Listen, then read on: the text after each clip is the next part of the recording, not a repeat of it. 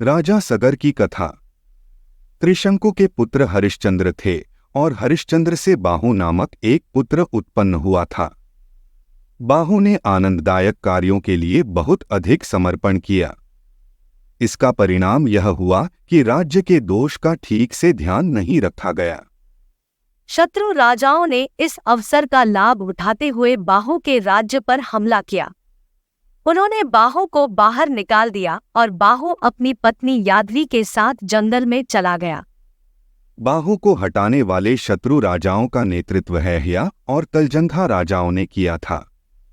उन्हें शकों, यवनों, पराड़ों, कंबोजों और पहलवों द्वारा सहायता प्रदान की गई थी।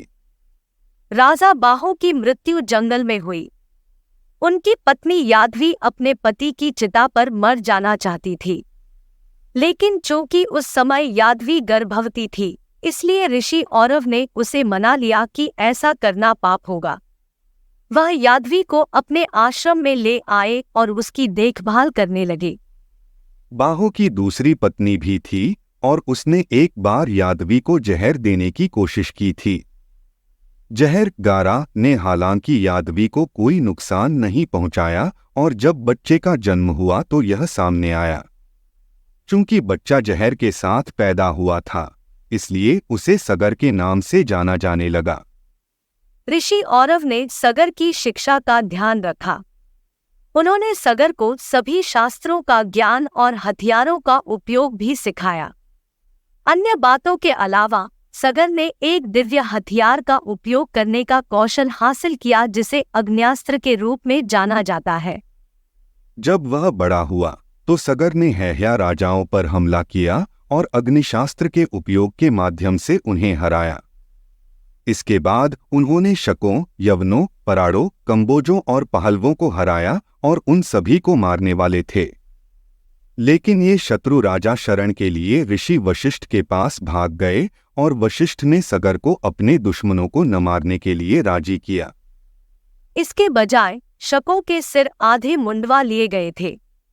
यवनों और कंबोजों ने अपने सिर पूरी तरह से मुंडवा लिए थे। पहलवों को निर्देश दिया गया था कि उन्हें दाढ़ी रखनी होगी। इन शत्रु राजाओं ने भी वेदों में निर्धारित धर्म का पालन करने का पूरा अधिकार खो दिया। सगर ने जिन अन्य राजाओं को हराया, उनमें कोनासर, महिषाक, दरवा, चोल और केरल शामिल थे। राजा सागर की दो पत्नियां थीं। पहले का नाम केशिनी था और वह विदर्भ के राजा की बेटी थी। ब्रह्मा पुराण हमें दूसरी पत्नी का नाम नहीं मिलता है, लेकिन महाभारत से हम जानते हैं कि वह सुमति थी। केशिनी और सुमति के कोई पुत्र नहीं थे, इसलिए वे औरव से प्रार्थना करने लगे कि उनके बेटे हों। औरव इन प्रार्थनाओं से प्रसन्न हुए और कहा, आप दोनों के बेटे होंगे, परंतु तुम में से एक को एक ही पुत्र होगा और दूसरे को 60,000 पुत्र होंगे। मुझे बताओ, किसे क्या चाहिए? केशिनी ने एक बेटा मांगा और सुमति ने 60,000 बेटे मांगे। कालांतर में केशिनी ने पंचजन नामक एक पुत्र को जन्म दिया। सुमति ने लौकी को जन्म दिया। लौकी के अंदर मांस की एक गांठ थी। लौकी को मक्खन से भरे बर्तन के अंदर रखा गया था और मांस की गांठ से 60,000 बेटे पैदा हुए। राजा सगर पूरी पृथ्वी को जीतने के लिए आगे बढ़े। इस विजय की मान्यता के रूप में उन्होंने एक अश्वमेध यज्ञ शुरू किया। इस समारोह में बलि देने वाले घोड़े को पूरी पृथ्वी पर घूमने के लिए स्वतंत्र छोड़ दिया जाता है। 60,000 पुत्र घोड़े के साथ उसके सुरक्षा के लिए गए। घोड़ा अंततः समुद्र के तट पर पहुंच गया, जो दक्षिण पूर्व की ओर स्थित है। जब सगर के बेटे आराम कर रहे थे, तब घोड़ा चोरी हो गया। बेटों ने घोड़े की तलाश शुरू की और अपनी खोज में रेत खोदने लगे।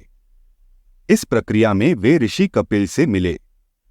कपिल ध्यान कर रहे थे और सागर के पुत्रों द्वारा किए गए भयानक शोर से उसका ध्यान भंग हो गया था। उन्होंने गुस्से में उन्हें देखा और 4 बेटों को छोड़कर सभी जलकर राख हो गए। जिन 4 पुत्रों को बचाया गया, उनका नाम वरहीकेतु, सुकेतु, धर्मकेतु और पंचजन था। ब्रह्मा पुराण यहाँ थोड़ा भ्रमित है।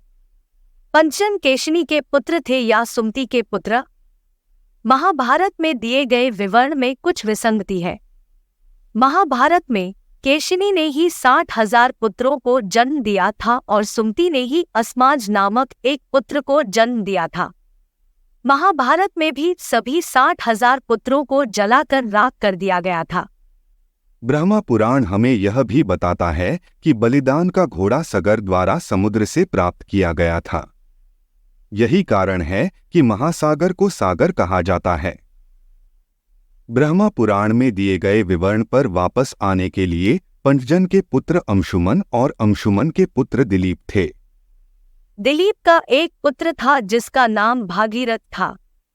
भागीरथ ने गंगा नदी को स्वर्ग से पृथ्वी पर उतारा और इस तरह अपने पूर्वजों को मुक्त किया जिन्हें कपिल ने जलाकर राख कर दिया था।